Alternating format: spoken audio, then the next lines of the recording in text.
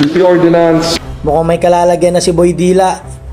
Nakarating na kasi kay Mayor Francis Zamora ang issue patungkol sa nambaboy sa Wata Wata Festival sa San Juan.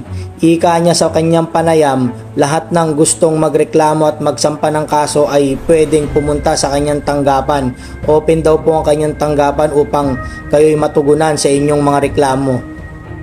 Panoorin natin ang kanyang panayam. Let's go.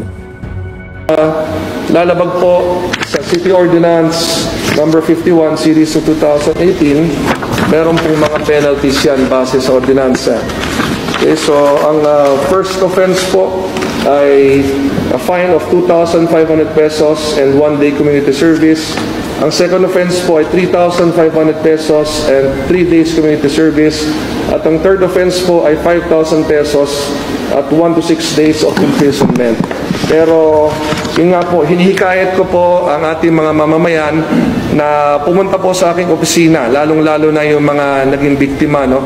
Sapagkat mas gusto ko po na talagang pumunta sila rito at sila ang mag-file ng kaso direct po sa ating mga piskal upang yung revised penal code mismo ang magamit laban sa kanila, kung saan mas malaki ang magiging parusa sa kanila. Maaari silang makulong base sa kanilang mga ginawa.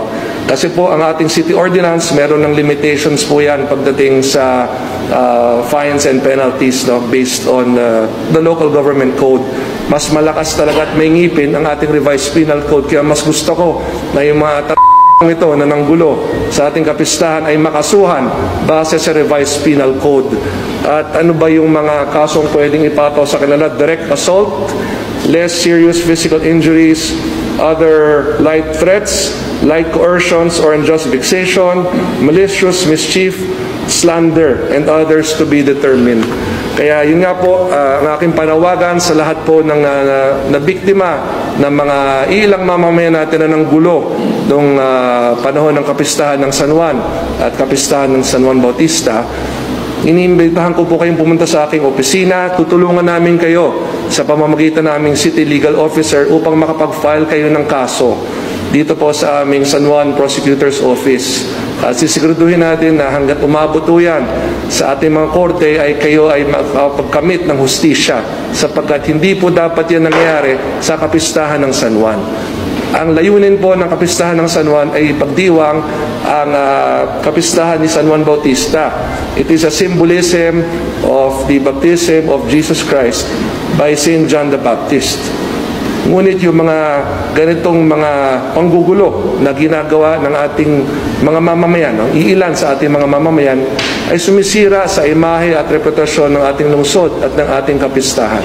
Kaya inuulit ko, hindi ako papayag na masira ang imahe at reputasyon ng lungsod ng San Juan at ng ating kapistahan, at sisiguraduhin ko na mananagot ang lahat ng nanggulo sa aming kapistahan. Kahit sino pa kayo, hahanapin namin kayo sa tulong ng mga photos at videos na ating nakikita sa internet. At kung meron pa ho kayong mga pwede... Base sa inyong mga napanood, mga ka-Jologs, tama lang ba ang naging aksyon ni Mayor Francis Zamora? Tama lang din bang kasuhan si Boy Dila bagamat sa kanyang ginawang pagyayabang at yung iba pang sangkot sa pambababoy sa Wata Wata Festival? Comment down below.